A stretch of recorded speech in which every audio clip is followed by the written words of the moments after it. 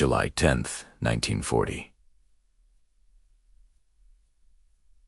The summer sky, over the English Channel, a vast expanse of blue, is about to be torn apart. This is the dawn of what will be called the Battle of Britain. For the pilots of the German Luftwaffe, it's just another step in a seemingly unstoppable march across Europe. They are young, confident, and utterly convinced of their own superiority. Their Messerschmitts and Junkers gleam in the sun, symbols of a new, triumphant Germany. As they fly towards the white cliffs of Dover, they carry more than just bombs and ammunition. They carry a powerful, distorted image of the enemy below. Nazi propaganda has painted a vivid picture of the British people. They are not a proud, resilient nation, but a race of island barbarians.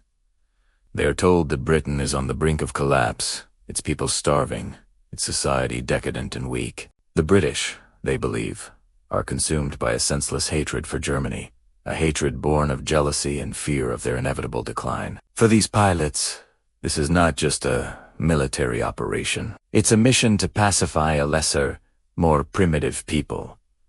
Victory, they are certain, will be swift. How could it be otherwise? Back on the ground in Britain, a different kind of tension is building. In dimly lit rooms, the quiet hum of machinery is punctuated by the steady blip of a radar screen. At RAF Fighter Command, the men and women of the Women's Auxiliary Air Force huddle over their plotting tables. They are the eyes and ears of the nation, the first line of defense. A radar operator leans closer, her voice calm but firm as she relays the coordinates. Hostile raid, 20+, heading north.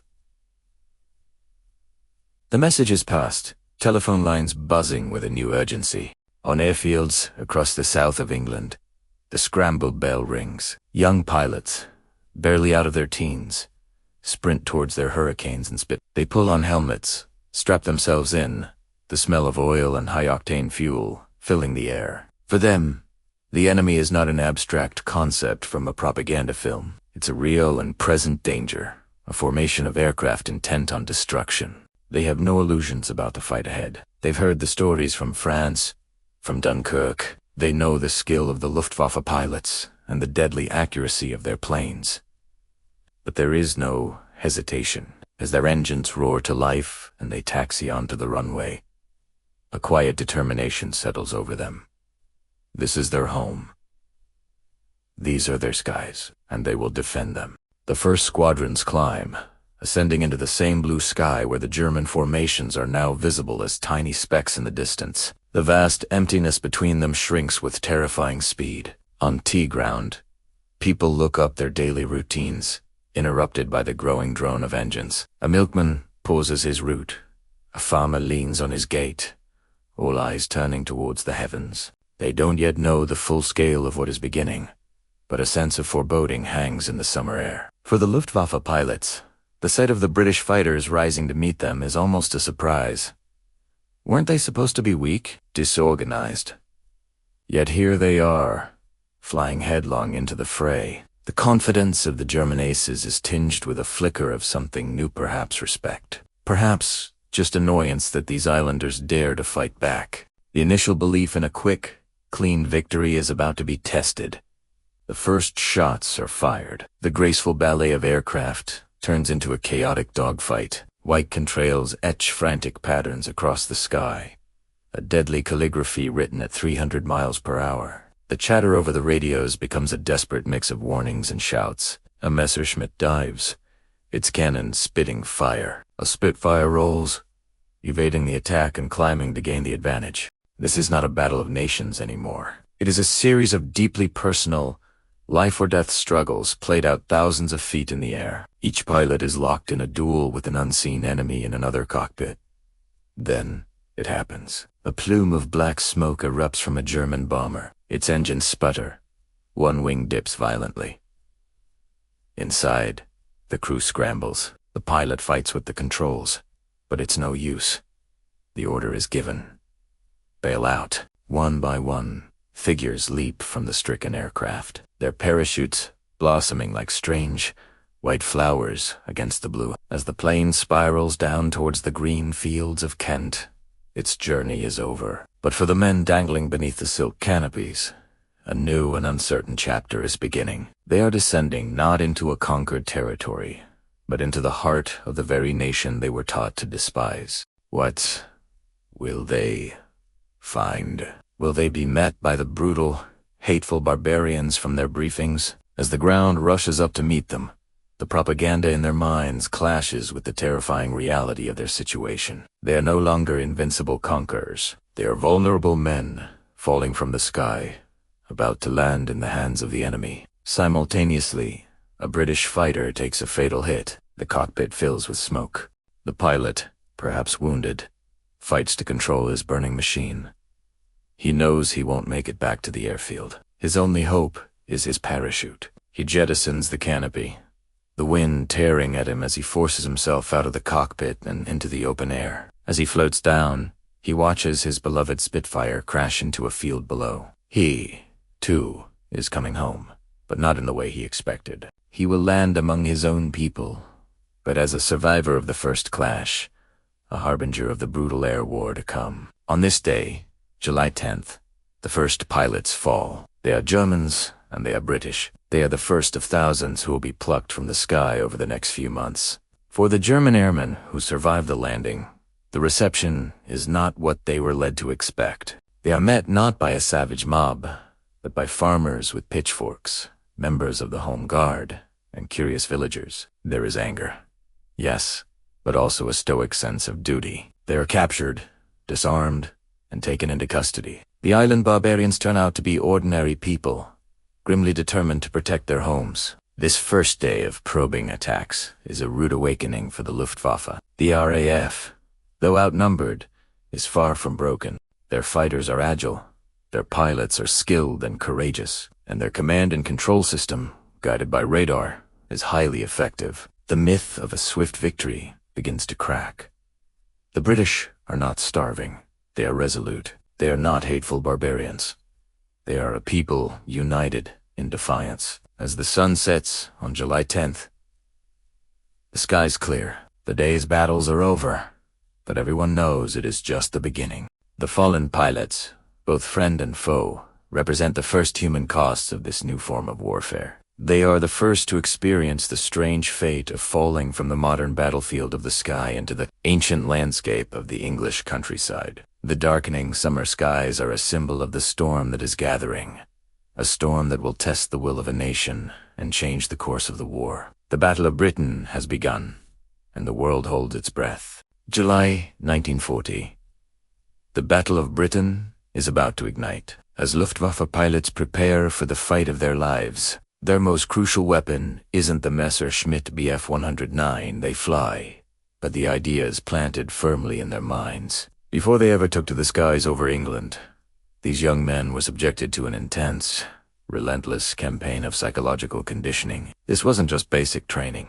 This was the forging of a worldview, a mental armor designed to make them fight harder, fear less, and hate more. This is the story of the propaganda they carried. Imagine being a young pilot, barely out of your teens, filled with patriotic You're gathered in a lecture hall, not to study aerial tactics, but to listen to a political officer. The air is thick with rhetoric. You're told you aren't just a soldier. You are a standard-bearer for a new, superior Germany, a crusader against a decadent and corrupt British Empire. The officer paints a vivid picture of your enemy. The British, he claims, are not honorable opponents. They are morally bankrupt, controlled by shadowy international forces, and determined to destroy everything your homeland stands for. This isn't a war for territory. It's a battle for the very soul of Europe. You're the righteous defenders. These lectures were mandatory, a core part of pre-deployment life. They were designed to dehumanize the enemy and elevate the German cause to a quasi-religious mission. The message was simple and powerful. Victory was not just a strategic goal, but a moral imperative. And you, the pilot, were the tip of the spear in this grand, historic struggle. The speeches were filled with loaded terms, painting Britain as a dying, plutocratic power, clinging desperately to its ill-gotten gains. Germany, in contrast, was portrayed as a vibrant, youthful nation, rightfully claiming its place in the sun. This constant reinforcement created a powerful us versus them mentality, a psychological fortress that was difficult to breach. The propaganda didn't stop in the lecture hall. It followed them everywhere. Pamphlets were distributed, filled with stark warnings and gruesome illustrations. These weren't just abstract political treatises. They were visceral and personal. One common theme was the supposed barbarity of the British people. Beware the British mob.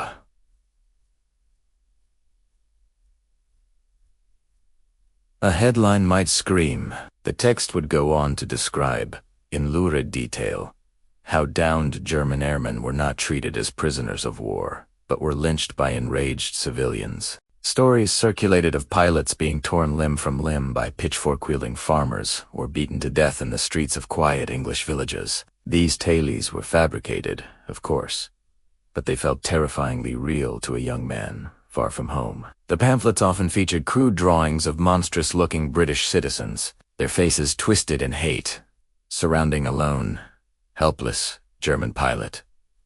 The goal was twofold. First, to instill a deep-seated fear of being captured. If you believed being shot down meant certain, brutal death at the hands of a savage populace, you would fight with desperate ferocity to get your damaged plane back home. Bailing out over England was presented as a death sentence. Second, it reinforced the idea that the enemy was subhuman, capable of unspeakable cruelty. This justified any action taken against them. How can you feel mercy for a people you believe would lynch you without a second thought? This psychological burden was carried into every single mission. As a pilot climbed into his cockpit, his mind was a cocktail of national pride, adrenaline, and carefully cultivated fear. Every cloud over the English Channel could hide not just Spitfires and hurricanes, but a gateway to a horrific end. The fields and towns below were not just targets. They were the lairs of a monstrous enemy. This mental framework was designed to eliminate doubt and hesitation. When you're flying at 300 miles per hour, locked in a dogfight, there's no time for moral ambiguity. The propaganda provided a clear, black and white picture of the world. Good versus evil. Hero versus monster.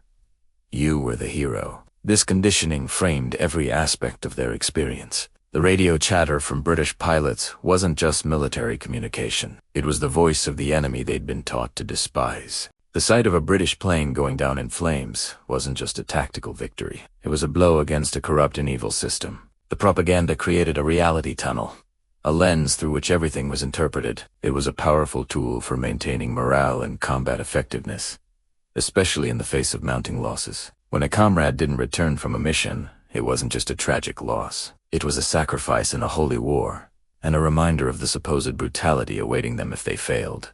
But what happened when this carefully constructed reality collided with the truth? This is where the story takes a fascinating turn. For the pilots who were shot down and survived, the shock was profound. They bailed out, bracing for the pitchfork-wielding mob they had read so much about. They landed in a field, heart-pounding, expecting to be met with savage violence. Instead, they were often met by a home guard volunteer with a shotgun, a farmer offering a cup of tea, or a curious child. The expected lynching didn't happen. Instead of being torn apart, they were taken into custody, given medical attention, and treated with a surprising degree of professionalism. Eben-kindness. Imagine the cognitive dissonance. Everything you had been told, everything you had been conditioned to believe, was shattered in an instant. The monstrous, subhuman enemy turned out to be ... people.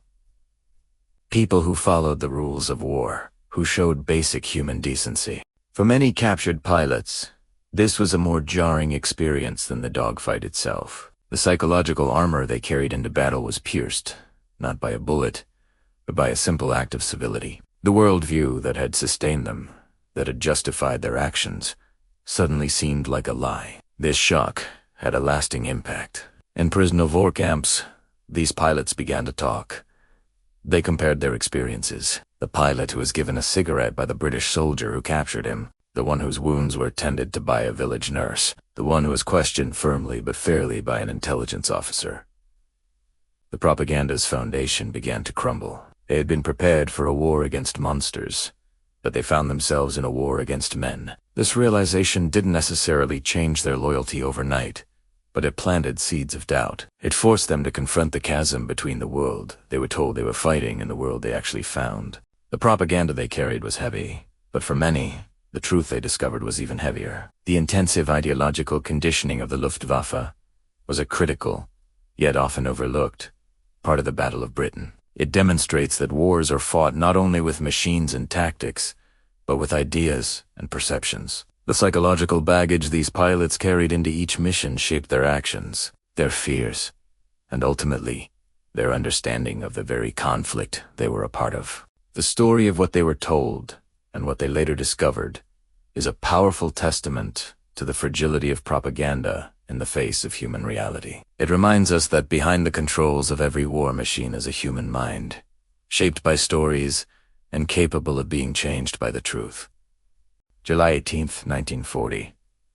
The sun hangs high over the sprawling green fields and sleepy villages of southern England. For months, the war has been a distant rumble, something heard on the wireless or read about in newspapers. But on this day, the war is about to come home. High above the patchwork of farms and cottages, a new kind of drama is unfolding. Spitfires and Hurricanes, the pride of the RF, are clashing with the formidable Luftwaffe. This is the Battle of Britain, and its front line is no longer across the channel, but directly overhead. Imagine you're working in your garden in Kent, the Garden of England.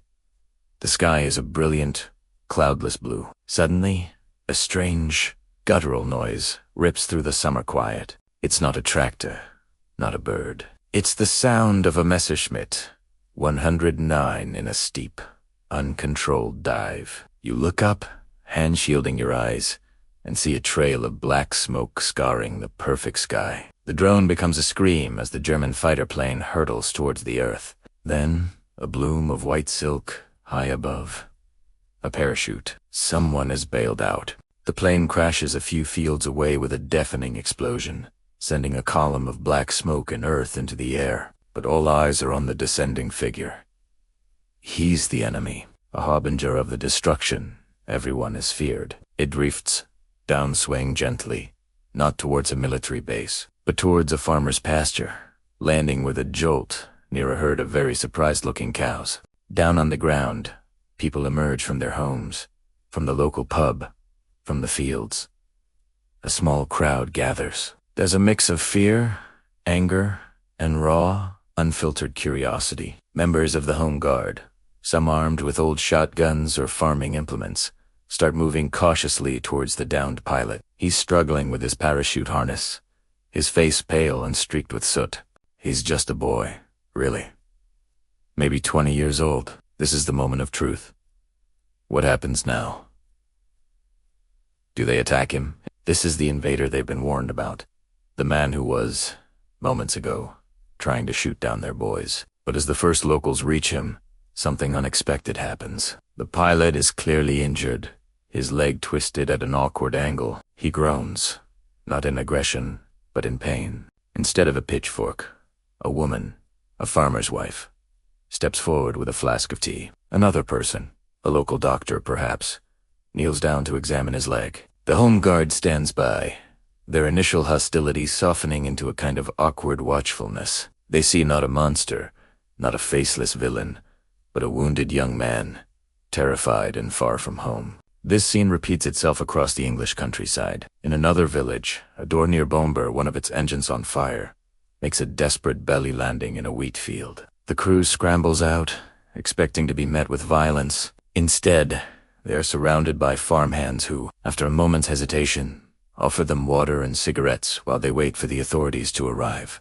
One of the German airmen, who speaks a little English, tries to explain that they were just following orders. The farmhands just nod, their expressions unreadable. These first encounters are a profound shock to both sides. The German pilots, indoctrinated with propaganda about the British, are bewildered by the kindness, the cups of tea, the offers of first aid. They were prepared for hatred, for a fight to the death. They weren't prepared for basic human decency. For the British civilians, it's equally transformative.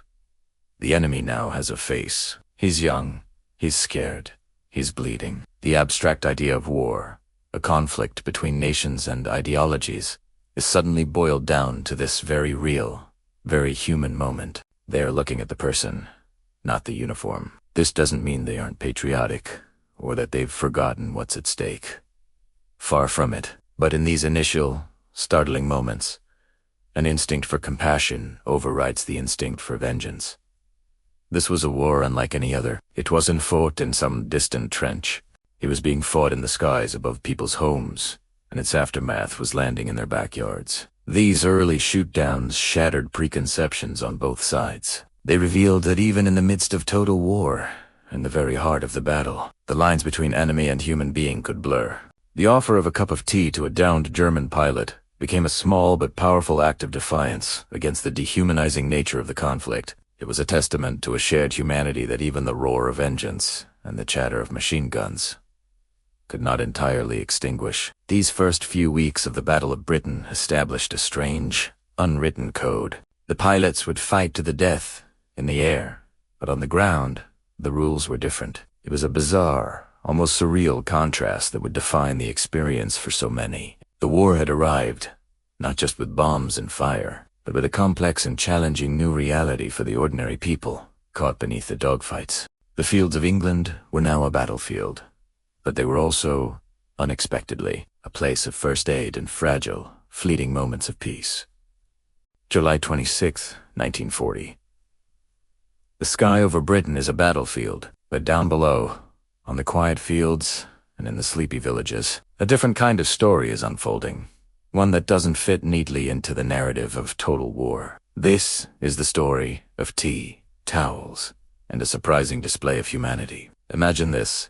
A German Messerschmitt, smoking and sputtering, crashes into a Kentish field. The pilot, a young man named Franz, pulls himself from the twisted metal, his uniform torn, his face bloodied. He braces for the worst. Propaganda has drilled into him that capture means torture, a brutal end at the hands of a vengeful enemy. He sees figures running towards him from a nearby farm. He clenches his fists, expecting pitchforks and fury. But what happens next is something he will never forget. A farmer, a man whose land he was just flying over with hostile intent, approaches cautiously.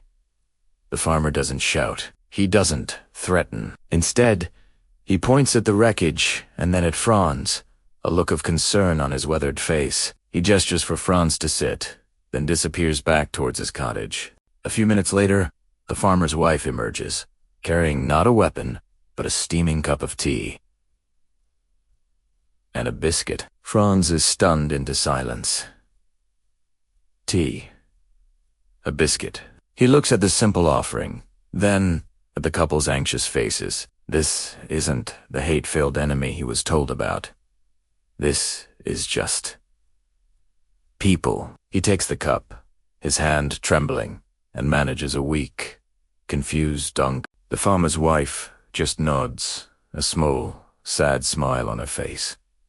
This wasn't an isolated incident. All along the southern coast of England, similar scenes played out with astonishing regularity. When a Junkers bomber belly flopped near a small village, it was the local postman, on his morning rounds, who was first on the scene. He helped the dazed crew out of the smoking fuselage. One of the airmen had a nasty gash on his forehead. The postman, without a second thought, pulled a clean handkerchief from his pocket and gently pressed it against the wound. He then offered the crew his own pack of cigarettes, a precious commodity in wartime. The Germans, expecting to be met with rifles, could only stare in disbelief. They accepted the cigarettes with silent, grateful nods. In another village, an elderly woman saw a parachute descending into her garden. The German pilot landed hard, spraining his ankle.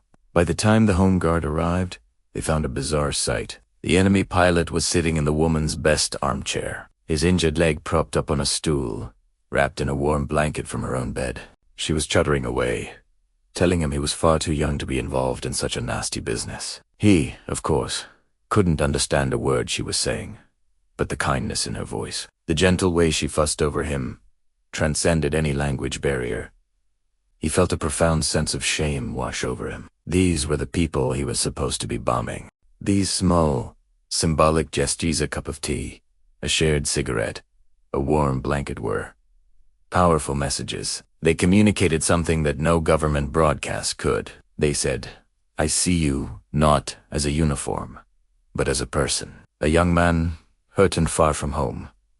For the German airmen, this was a deeply unsettling experience. It completely shattered their worldview. They had been trained to see the British as subhuman, a decadent enemy to be crushed, but the reality they encountered on the ground was one of compassion. One pilot, after being treated for his burns by a village doctor before being handed over to the authorities, wrote about it years later. He said the most disarming moment was not the fear of capture, but the simple human kindness. It made him question everything. The enemy wasn't a monster. The enemy had a face, and that face was offering him comfort. It was a strange and powerful weapon, this quiet decency. It didn't win the battle in the sky, but it won a small, significant victory for humanity on the ground. The reactions of these German pilots were a mixture of shock, confusion, and a quiet, humbling gratitude. They would sit, sipping tea or smoking a borrowed cigarette, looking at the faces of the ordinary people around them. They were prisoners, yes, but for a few moments, they were treated simply as fellow human beings in distress. This unexpected empathy from farmers, postmen, and grannies in the English countryside created a profound moral crisis for them. They had come as conquerors, as the bringers of fire and destruction. Yet, when they fell from the sky, they were met not with the hatred they expected, but with a towel for their wounds and a warm drink to calm their nerves. It was a lesson in humanity that would stay with them long after the war was over. These stories remind us that even in the darkest of times, in the midst of the most brutal conflicts, the spark of human connection can stubbornly refuse to be extinguished. It's a quiet testament to the idea that beneath the uniforms and the flags, we are all just people. It shows that empathy can be a form of resistance, a silent rebellion against the hatred that war tries to impose on us all.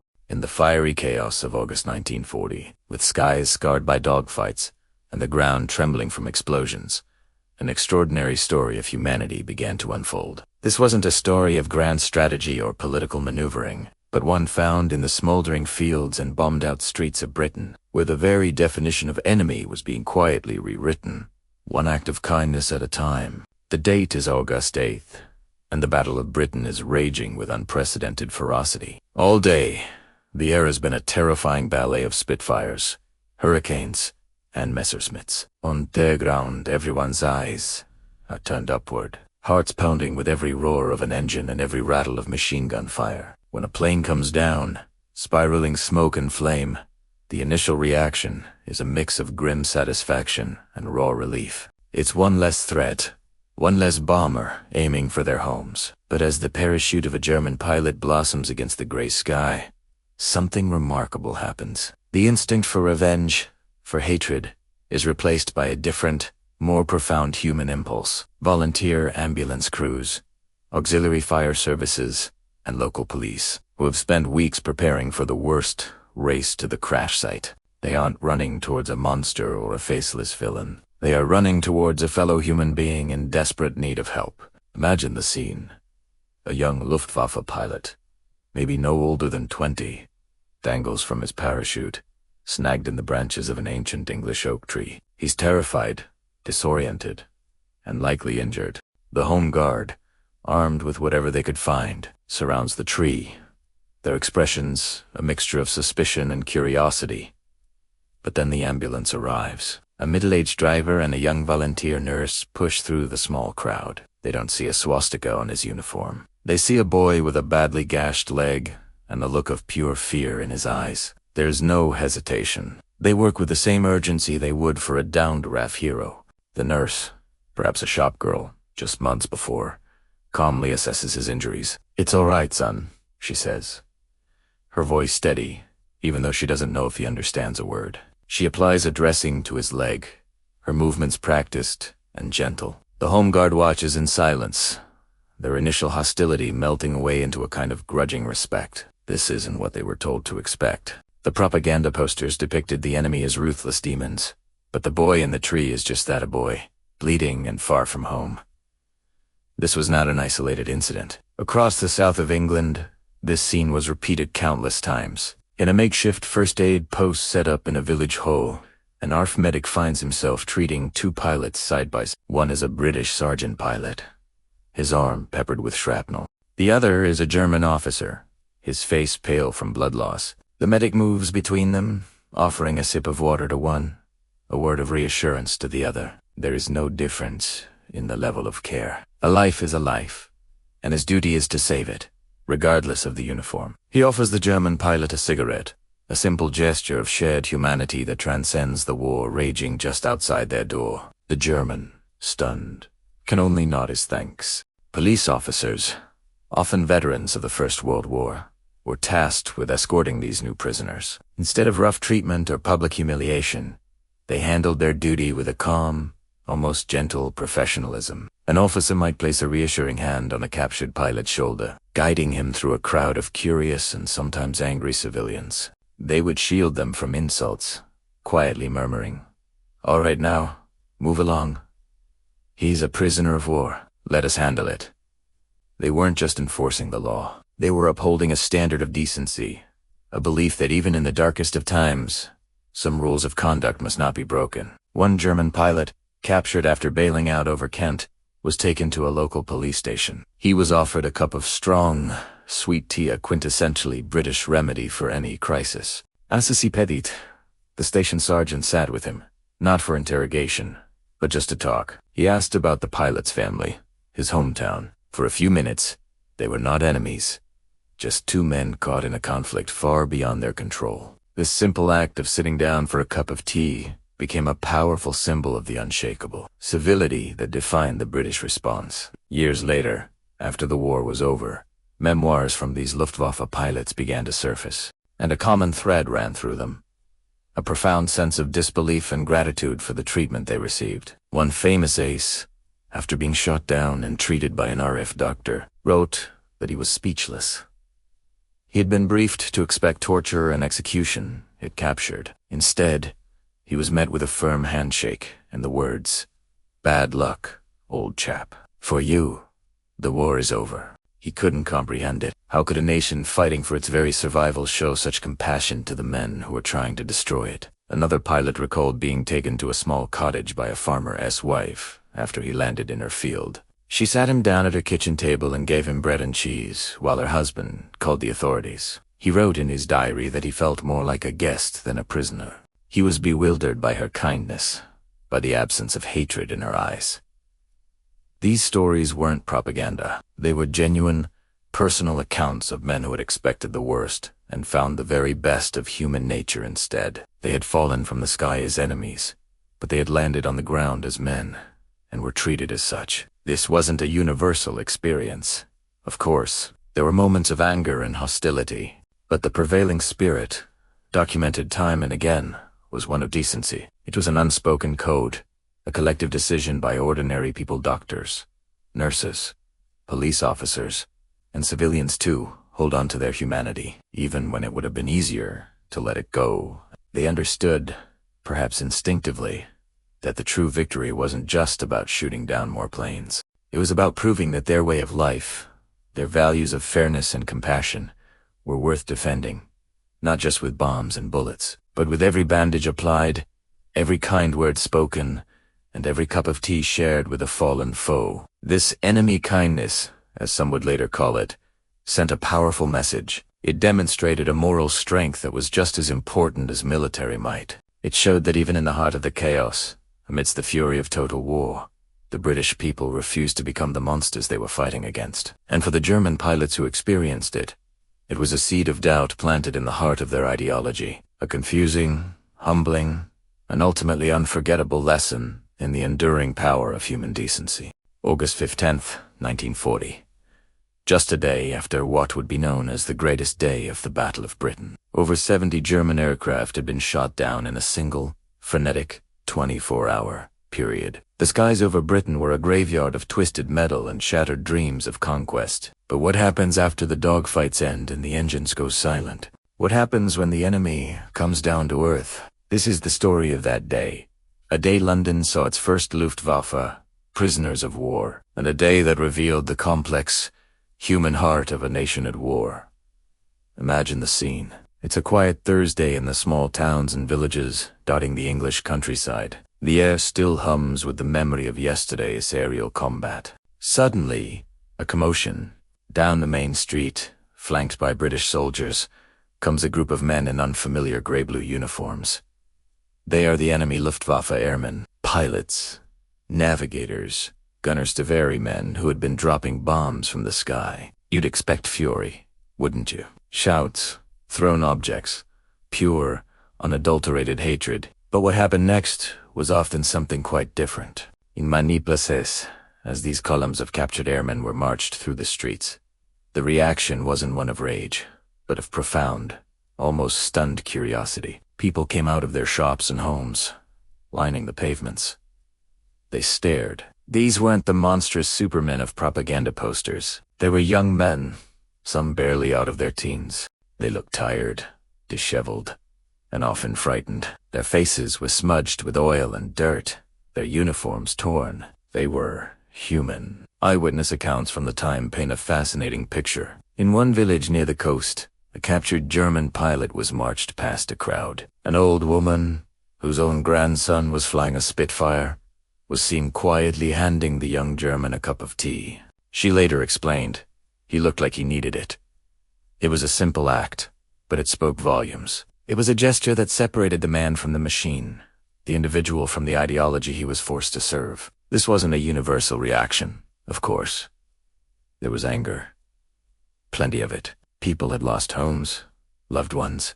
The threat was real and terrifying. In some areas, crowds were hostile, and soldiers had to form a protective cordon around the prisoners. The jeers and insults were a raw, understandable expression of fear and grief. But what is so remarkable is how often this anger was directed at the abstract concept of the war at Hitler, at the Nazi regime, but not always at the young man in the grey-blue uniform standing right in front of him. In London, the arrival of the first batch of Luftwaffe posts was a major event. They were brought to a collection point, their presence drawing crowds of onlookers. Reporters noted the almost clinical interest of the Londoners. They scrutinized the prisoners' uniforms, their boots, the expressions on their faces. It was as if they were trying to understand the enemy, to see what made them tick. One journalist wrote that the prevailing mood was not hatred, but a grim satisfaction mixed with a sort of anthropological fascination. These were the first specimens of the much-vaunted Luftwaffe, to be seen up close, and the people wanted to see if they lived up to the myth. They didn't.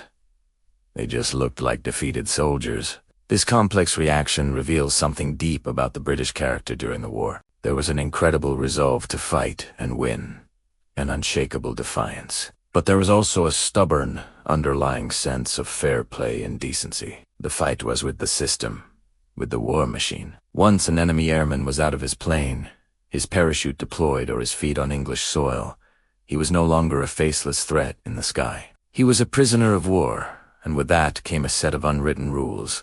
Children, in particular, were often just curious. They'd follow the processions, wide-eyed, perhaps not fully grasping the gravity of the situation. For them, these captured airmen were figures from an adventure story come to life. Some veterans later recalled German prisoners even attempting small smiles or nods at the children. A fleeting moment of shared humanity in the middle of a brutal conflict. Of course, the prisoners themselves were in a state of shock. One minute they were part of the world's most feared air force, soaring above the clouds. The next, they were walking through an enemy village, surrounded by the very people they had been sent to terrorize. Their diaries and later interviews reveal their own surprise. Many expected to be torn apart by angry mobs. Instead, they were often met with a reserved, almost respectful silence, or that simple cup of tea.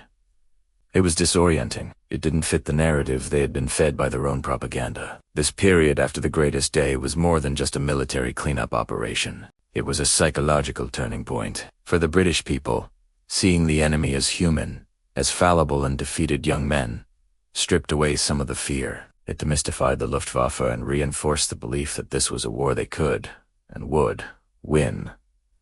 The enemy wasn't an invincible monster. It was made of flesh and blood. Host-like team. And for the German airmen, their march through the streets of Britain was the beginning of a long journey as prisoners of war. It was the end of their war, but the start of a strange, new existence. An existence where their first contact with the enemy wasn't an explosion or a hail of bullets, but the curious, watchful eyes of ordinary civilians. It showed that even in the darkest hours of total war, moments of unexpected compassion and shared humanity can shine through, reminding us that the lines between friend and foe are drawn by politics, but the common ground of humanity is always there, just beneath the surface. The events of August 10th, 1940 are a powerful testament to this. It was the day the war came down from the sky and walked down the high street, not with a roar of hatred, but often with a quiet murmur of curiosity and a surprising, resilient decency. When we think of war, we often picture the front lines, the battles, the stark divisions between enemies. But what happens after a soldier is captured? The rulebook, the Geneva Convention, lays out the basic standards of treatment. But in the midst of the Second World War, something remarkable happened on British soil. The story of German prisoners of war in Britain isn't just one of adherence to rules. It's a story of kindness that went far beyond the rulebook. Let's journey back to the summer of 1940. The Battle of Britain is raging in the skies. Airmen, the Luftwaffe, are shot down over the English countryside. They are the enemy, part of the force trying to bring Britain to its knees. Yet, once they are on the ground, disarmed and defeated, their status changes. They become prisoners of war, and their treatment often defied expectations. The Geneva Convention of 1929 was clear. Posts must be humanely treated, protected from violence, and given adequate food and medical care. Britain, as a signatory, was bound by these rules. But what unfolded was more than just compliance. It was a consistent, often spontaneous, display of humanity that left many German prisoners astonished. Imagine being a young Luftwaffe pilot, shot down, perhaps injured, expecting hostility and hatred.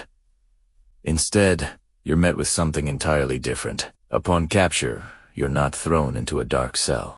You're given clean clothing, often British Army uniforms dyed a different color to distinguish you. You're offered a hot meal, simple but nourishing, the same rations British soldiers would receive. For many, the first taste of British hospitality was a cup of sweet, milky tea, a small gesture that spoke volumes.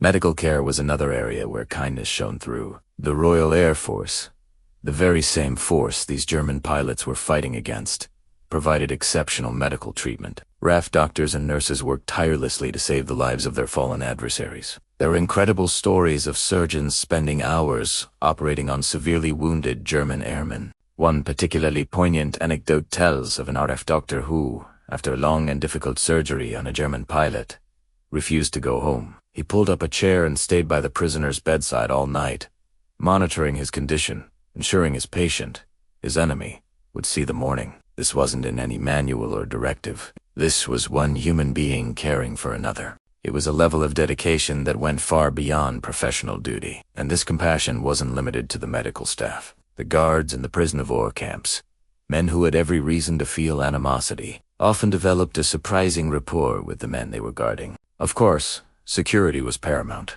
and discipline was maintained. But within those boundaries, there was room for conversation, for shared moments of humanity. Guards and prisoners would talk about their families, their homes, their lives.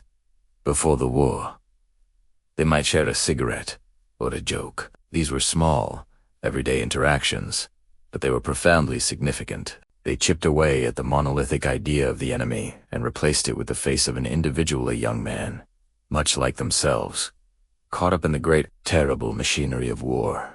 One former German POW recalled how a British guard, an older man who had fought in the First World War, would often talk to him about gardening. They discovered a shared passion for growing roses. In the middle of a war zone, surrounded by barbed wire, these two men from opposing sides found common ground in the simple beauty of a flower. It was a quiet rebellion against the hatred the war demanded. The British authorities also made sure that prisoners had the chance to maintain contact with their families. Regular opportunities were provided for them to write letters home. These letters were censored, of course, but the act of allowing them to be written and sent through the Red Cross was a vital lifeline. It reassured families in Germany that their sons and husbands were alive and being treated well. For the prisoners, it was a precious link to the world they had left behind. a reminder of who they were beyond their uniform and prisoner number. Why did this happen? Why this level of kindness? There wasn't one single reason. For some, it was a deeply held moral or religious conviction about treating all people with dignity. For others, it was a strategic decision. The British government knew that good treatment of German POs could have a positive propaganda effect. It demonstrated the moral high ground and could encourage German soldiers to surrender more readily. There was also a sense of professional respect, especially among the airmen. The pilots of the RAF and the Luftwaffe were engaged in a deadly duel, but they recognized each other as skilled professionals. There was a shared understanding of the risks they all faced. This Knights of the Air chivalry, while perhaps romanticized, did translate into respectful treatment on the ground. But perhaps the most powerful reason was the simple, unscripted empathy of ordinary people. The doctors, nurses, guards, and civilians who interacted with these prisoners saw not just an enemy uniform, but a wounded, frightened, or homesick young man. And the natural human response was to offer help, a kind word, or a simple gesture of comfort. These acts of kindness beyond the rulebook didn't change the outcome of the war. They didn't erase the conflict or the ideologies that fueled it. But they are a crucial part of the story. They remind us that even in the darkest of times, when nations are locked in a struggle for survival, the capacity for human decency can endure. It proves that individual choices matter, and that compassion can bridge even the widest of divides. The story of August 1940 and the years that followed is not just about battles won and lost. It's also about the quiet victories of the human spirit, found in a shared conversation, a doctor's vigil, or a simple cup of tea offered to a fallen foe. It's a testament to the idea that our shared humanity can and must transcend the artificial boundaries of conflict. The date is September 7th, 1940. For the captured pilots of the Luftwaffe, this day marks not just a pause in their fight, but the beginning of an entirely different battle, one waged within their own minds. Confined to interrogation rooms and prisoner-of-war camps, these men, who had been raised on a steady diet of Nazi ideology, were about to have their worldviews shattered. The initial interrogations were not the brutal ordeals they had been led to expect. There was no torture, no shouting, no threats against their families. Instead, they were met with a calm, almost academic line of questioning. The British intelligence officers were firm but fair, professional, even respectful. They offered them tea, cigarettes, and a chance to simply talk. For a young pilot like Hans, barely out of his teens, this was profoundly disorienting. He had been taught that the British were weak, decadent, and cruel. Yet, the man sitting across from him, an RAF officer with graying temples, spoke to him not as a monster, but as a fellow aviator. He asked about his Messerschmitt, about flight tactics, about the feeling of soaring above the clouds. The conversation was disarmingly human. After hours of this, the officer would gently pivot, asking questions that poked holes in the Nazi narrative. You were told London is in chaos, a city on its knees. But what did you see on your way here? Did the people look defeated? Hans had seen resilience, not ruin. He had seen civilians going about their day with a grim determination that propaganda had never mentioned. The real transformation, however, began back in the barracks of the POW camps. Here, away from the watchful eyes of their interrogators, the pilots began to talk amongst themselves. The conversations started as whispers, tentative and fearful. Had anyone else noticed the kindness, the lack of brutality? Klaus, a seasoned bomber pilot, was one of the first to speak openly. They gave me a blanket and a hot meal before they even asked my name. He confessed to his small group of bunk. Goebbels told us they would execute us on the spot. He told us they were barbarians. A murmur of agreement went through the room. Another pilot, Friedrich, chimed in. My interrogator, ... He knew my hometown. He asked about the cathedral. He said he had visited it as a student. How can an enemy know my home better than I do? These small admissions opened the floodgates. The men shared stories of the food they were given, which was often better than their own rations had been. They talked about the British guards who, while firm, treated them with a baseline of decency. They discussed the newspapers they were sometimes allowed to read, which, while obviously biased, presented a version of the war that felt far more complex and nuanced than the black and white certainties they had been fed. The stark contrast between the relentless propaganda and their daily reality became impossible to ignore. They had been told they were fighting for a superior civilization against subhuman enemies. But the subhumans were offering them medical care, fair treatment, and intellectual debate. This created a powerful internal conflict. These men were patriots. They loved Germany. They had pledged their lives to their country, and their comrades were still fighting and dying in the skies. To question the cause was to betray their friends, their families, and everything they had ever known. Loyalty was a core tenet of their identity. Yet, they couldn't deny the evidence of their own eyes. The British, their sworn enemies, were demonstrating a level of fairness and humanity that they had been taught was a sign of weakness. Now, it looked more like a sign of strength. An older pilot, a veteran of the Spanish Civil War named Stefan, tried to rationalize it. "It's a trick," he argued one evening. His voice strained. "A clever form of psychological warfare. They want to soften us, to make us doubt. Don't fall for it." But even as he said the words, his conviction wavered. He remembered an English doctor meticulously dressing a wound on his arm, talking to him gently about his family back in Hamburg. Was that a trick? Or was it simple human decency? The question hung in the air, unanswered. The propaganda had been a fortress, protecting their minds, justifying their actions. But now, brick by brick, it was crumbling. The interrogations were the sledgehammers, and their own quiet conversations in the barracks were the chisels. Chipping away at the foundations, they began to see the war not as a glorious crusade, but as a tragic, complicated mess. They looked at their British captors and saw not monsters, but men, much like themselves. This realization didn't make them instantly switch sides. Their loyalty to Germany was too deeply ingrained, but it planted a seed of doubt, a question that would grow and fester. If the foundation of their belief system was a lie, what else had they been told that wasn't true? And more terrifyingly, what exactly were they fighting for?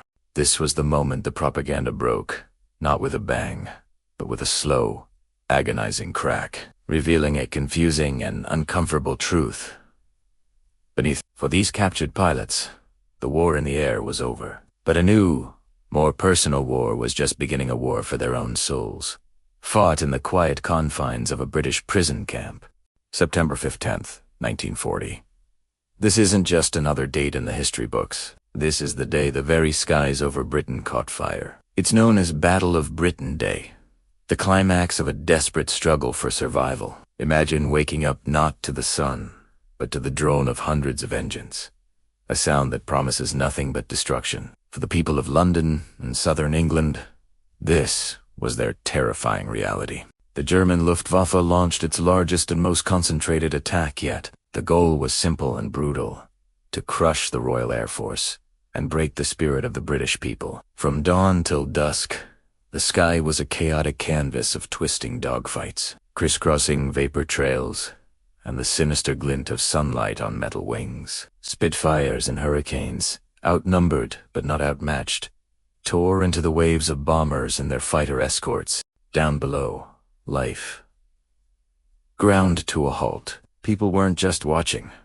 They were living under the battle. Every explosion in the sky, every puff of black smoke, was a life or death drama playing out above their heads. They could see the planes, like angry wasps, spiraling out of control. They could see parachutes blossoming against the smoke-filled backdrops. Well, sometimes a friendly pilot, sometimes an enemy. And as the bombs fell, the city burned. Docks, factories, and homes were engulfed in flames. The air was thick with the acrid smell of smoke and cordite. Sirens wailed a constant, nerve-shredding soundtrack to the chaos. This was terror, delivered from the heavens. The very people dropping these bombs were now, through the fortunes of war, falling from those same skies. This is where our story truly begins. On T-ground amidst the rubble and the fear. Picture this: a German bomber, a Heinkel 111, is hit. It lurches, trailing thick, black smoke. The crew bails out, their parachutes opening as their machine of war plummets towards the earth. One of them, a young man, barely out of his teens, lands hard in a field in Kent. His leg is broken, and he's terrified. He's the enemy. He's one of the men who, just moments before, was trying to kill the very people now surrounding him. The first on the scene aren't soldiers. They're farmhands, a local constable and women from the village, armed with little more than pitchforks and righteous anger. Their homes have been bombed. Their neighbors might be trapped under debris. You'd expect hatred, maybe even violence, and for a moment, the air is thick with it. The crowd presses in, their faces grim. The fallen airman, dazed and in pain, braces for the worst. But then, something extraordinary happens. An elderly woman, who had just spent the morning huddled in a shelter, pushes her way through the crowd. She looks at the boy on the ground, sees not a monster, but a frightened, injured human being. She speaks, her voice cutting through the tension. "He's just a lad," she says, "and he's hurt."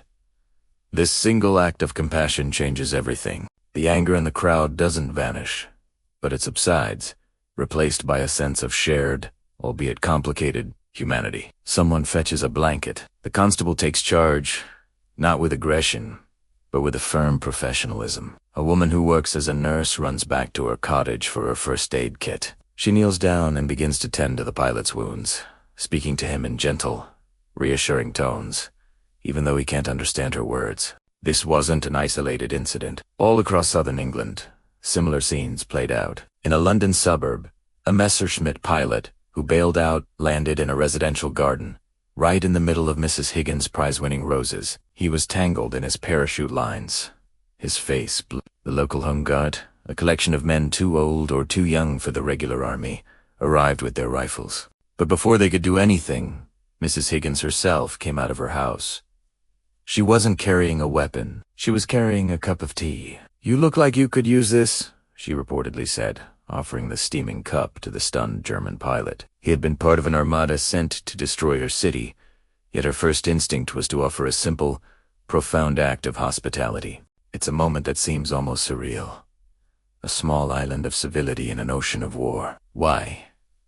How could people show such kindness to those who were actively trying to harm them? To understand this, we have to understand the mindset of the time. There was a clear distinction made between the enemy regime and the individual soldier. These were airmen, following orders, just like their own sons and brothers in the RF. They were caught in the same machinery of war. Furthermore, on the ground, face to face, the abstract concept of the enemy dissolved. What was left was a person in need. A broken leg is a broken leg, whether it belongs to a friend or a foe. Fear is universal. For the civilians who had endured so much, who had looked death in the face day after day, their own resilience had forged a powerful empathy. They understood suffering, and when they saw it up close, their first response was not to inflict more, but to alleviate it. This presents a stunning moral contrast. Look up, and you see a sky filled with machines designed for killing, raining fire and destruction indiscriminately. It's the height of impersonal, technological warfare. But look down on the ground, and you see the opposite. You see human-to-human contact. You see mercy. You see a stubborn refusal to let the brutality of war extinguish the most fundamental aspects of human decency. The bombs were meant to break their spirit, to turn them against each other, to fill them with so much hate that they would collapse. But in these small, incredible moments, the opposite happened. The pressure of the bombings didn't crush their humanity. In a strange way, it refined Italiana. It forced them to choose what kind of people they were going to be. And time again, they chose to be kind. It's a powerful lesson. It shows that even in the darkest of times, when the world seems to be tearing itself apart, the capacity for compassion can survive. It's not about forgiveness or forgetting the atrocities of war. It's about recognizing the humanity in another person, even an enemy, and choosing to act on that recognition. The story of Battle of Britain Day isn't just about the pilots and their planes. It's about the civilians on the ground who, under unimaginable pressure, held on to their kindness. It's a testament to the strength of the human spirit. While bombs fell from the sky, acts of mercy were blooming in the fields and gardens below. That, perhaps, was the real victory of that day. October 1940, for the captured German pilots of the Luftwaffe. The Battle of Britain was over, but a new, unexpected chapter of their lives was just beginning. Life behind barbed wire in the heart of the country they were sent to conquer. Forget the bleak, desperate images you might have of a prisoner of war camp. For these first arrivals, the reality was, surprisingly, civilly. They were sent to places like Grisdale Hall in the picturesque Lake District, a stately home repurposed as Oflog-H. It was a far cry from the front lines. The initial shock of capture quickly gave way to a structured, almost surreal, daily routine. Morning started not with air raid sirens, but with a roll call, followed by a simple but adequate British breakfast. The food was a constant topic of conversation. While certainly not fine dining, the meals were consistent. Porridge, bread, margarine, and tea. It was bland, but it was sustenance. What truly transformed their diet, however, were the Red Cross parcels. These packages were a lifeline, a treasure chest from home filled with luxuries like chocolate, coffee, cheese, and tins of meat. They were a tangible link to a world outside the wire, a taste of normalcy in an abnormal situation. These parcels became a form of currency within the camp. A non-smoker might trade his cigarettes for a coveted block of chocolate. Friendships were forged over shared tins of butter. This small-scale economy fostered a sense of community and resourcefulness among the men. It was their first lesson in adapting to a new kind of survival, one that relied on negotiation rather than aggression. But life wasn't just about food. The British, adhering strictly to the Geneva Convention, provided opportunities for the prisoners to occupy their time constructively. This was perhaps the most surprising element for the German airmen, who had been fed a steady diet of propaganda about British cruelty. Instead of brutality, they found structure and even encouragement. Sports became a massive part of camp life. Football pitches were marked out, and fierce but friendly matches were organized between different barracks. These games were a vital outlet for pent-up energy and frustration, a way for young, athletic men to feel a sense of purpose and competition that didn't involve life-or-death stakes. It was on these makeshift fields that the rigid hierarchy of military rank often melted away, replaced by the simple dynamics of a sports team. Beyond the physical, there was a remarkable emphasis on intellectual pursuits. The British facilitated the creation of what became known as the Camp University. Prisoners with expertise in certain fields in languages, history, mathematics began giving lectures to their fellow captives. They scrounged for chalk, used bedsheets as projection screens, and turned barracks into classrooms. Men who had been trained to fly and fight were now debating philosophy, learning calculus, or mastering English. This educational program wasn't just a way to pass the time. It was a profound act of mental self-preservation, a refusal to let their minds stagnate behind the wire.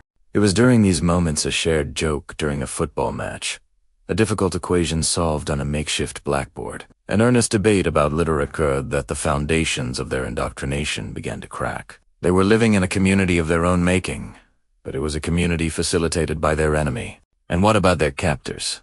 The guards. The relationship that developed was another source of cognitive dissonance. The German pilots had been taught that the British were weak, decadent, and hateful, but the guards they encountered were often older men, part of the Home Guard, veterans of the First World War.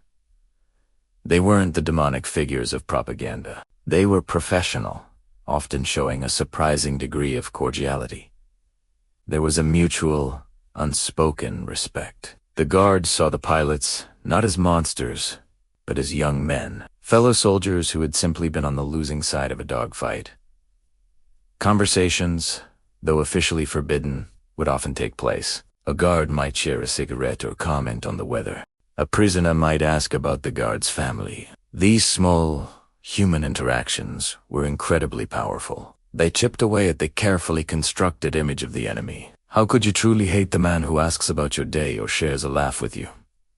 This environment created a strange paradox. The pilots were prisoners, their freedom gone, yet, in some ways, they were freer than ever before. Freed from the constant pressure and terror of combat, freed from the rigid control of their superiors, and most importantly, they were being exposed to a reality that directly contradicted everything they had been taught. They saw a British society that, even while at war, upheld rules of conduct and treated its prisoners with a degree of humanity they had not expected. The letters they wrote home, censored by the British but still revealing, began to show this shift. They spoke of the routine, the studies, the sports. They reassured their families they were being treated well. Subtly, between the lines, a new perspective was forming. The world was not as black and white as Goebbels's propaganda had painted it. Their enemy was made up of individuals, of old men who remembered the last war and young men who played football with passion. This was the beginning of a long journey. For these men, life behind the wire in Britain wasn't just a period of captivity. It was an education. It was a slow, subtle deprogramming from years of intense indoctrination. They were seeing firsthand that the nation they were supposed to despise was complex, resilient, and, in its own way, humane. The physical fences of the POW camp were obvious, but the mental fences that had been built around their minds by their own regime were slowly, day by day, beginning to rust and fall away. Today, we're opening a unique window into the past, looking at Chapter 11, titled Letters Home from Captivity, which covers the period of November to December 1940. We're going to explore the deeply personal and emotionally charged letters written by German Luftwaffe, prisoners of war, held in Britain. These weren't just simple updates. They were complex documents, walking a tightrope of truth, propaganda, and personal safety. Imagine you're a young German pilot, shot down over a foreign land, now a prisoner. The war you were fighting just yesterday is over for you. Your new reality is a POW camp. What do you write home to your anxious family? How do you tell them you're okay without sounding like a traitor or, worse, a propaganda tool for the enemy? This was the dilemma facing countless airmen. Many of these letters are surprisingly candid, at least to our modern eyes. Prisoners would write about their daily lives, often with a sense of astonishment. They'd describe things that contradicted everything they'd been told about the British. They'd mention having clean beds, a stark contrast to the rough conditions they might have expected. They wrote about the food, which, while not a gourmet feast, was regular and substantial. Some even detailed acts of kindness from British civilians. Picture this: a downed German pilot, perhaps injured, is helped not by soldiers, but by a farmer or a local woman who offers him a cup of tea before the authorities arrive. These small moments of humanity were powerful, and they found their way into letters home. One pilot might cautiously write, "The people here are not the monsters we were led to believe." Another might describe the camp guards as being strict but fair, treating them with a degree of professional respect. These descriptions of humane treatment were incredibly valuable to the British. They saw it as a counter-narrative to the relentless propaganda coming from Berlin. The British censors, who read every single letter, were in a fascinating position. Their job was to prevent military secrets from being leaked, of course, but they also recognized the power of these honest accounts. A letter describing a clean bed and decent food, when it reached a family in Germany, could plant a seed of doubt about the official narrative. So, the censors often allowed these details to pass through. They understood that a letter from a son telling his mother he was being treated well was far more credible than any official British broadcast. It was a subtle but effective form of psychological warfare. The letters became unofficial testimonials to the British way of life and its values, even in wartime. But this created a dangerous situation for everyone involved. Let's start with the prisoner himself. Writing truthfully about good treatment was a risk. How would his letter be interpreted back home? The Nazi regime had an iron grip on information. A letter that sounded too positive about the enemy could be seen as a sign of weakness, or even collaboration. The prisoner's family could face scrutiny, suspicion, or worse from the Gestapo. He had to worry that his words, meant to comfort his loved ones, could inadvertently bring them harm. So, the prisoners developed a kind of code. They wrote with caution, using understatement and carefully chosen phrases. Instead of saying the British are kind, they might write, "I have been treated correctly." Or they might focus on neutral, verifiable details. "We have a library with books," or "we are allowed to play football in the yard." These seemingly simple statements painted a picture without being overtly political. The prisoner was essentially saying, "Read between the lines. I am safe. I am well. And things here are not what you think. He was trusting his family to understand the unspoken message. Then you have the camp guards and interrogators. They also understood the game. They knew that treating prisoners well wasn't just a matter of following the Geneva Convention. It was a strategic advantage. A well-treated prisoner was more likely to be cooperative. He was also more likely to write those valuable letters home. The guards weren't necessarily friends with the prisoners, but a professional, humane approach served a dual purpose. It upheld their own moral standards and contributed to the larger war effort. It showed the prisoners that the democratic values Britain claimed to be fighting for were actually put into practice. And finally, consider the families back in Germany. Receiving a letter from a son or husband in a POW camp was an emotional roller coaster. First, there was the immense relief of knowing he was alive. But then came the difficult task of interpreting the message. They had to decipher the subtext, filtering it through their own understanding of the Nazi state. A mother reading about her son having a clean bed might feel a wave of gratitude, but also a pang of fear. Was he being honest? Or was he being forced to write this? And if he was being honest, what did that say about the war they were supporting? These letters became dangerous objects, filled with the truth that the Nazi regime wanted to suppress at all costs. The truth of shared humanity. The truth that the enemy was not a one-dimensional caricature, was a direct threat to the ideology fueling the war. The simple act of a pilot describing a clean bed or a kind gesture from a civilian was, in its own way, an act of defiance against a totalitarian system built on lies and hatred. So, as we look back at these letters from late 1940, we see more than just historical correspondence. We see a complex interplay of strategy, survival, and emotion. We see the British censors playing a long game, the German prisoners navigating a minefield of potential dangers, and the families at home caught between relief and fear. These pieces of paper, carried across enemy lines, were battlegrounds in their own Ritter. Battle for the truth. They reveal how, even in the darkest hours of conflict, the simple, honest words of an ordinary person could carry extraordinary weight and power. Thank you so much for joining me on this exploration. It is a powerful reminder of the human stories that are often hidden within the grand narratives of war. If you found this interesting, please consider liking the video and subscribing to the channel for more stories like this. We'll see you in the next chapter.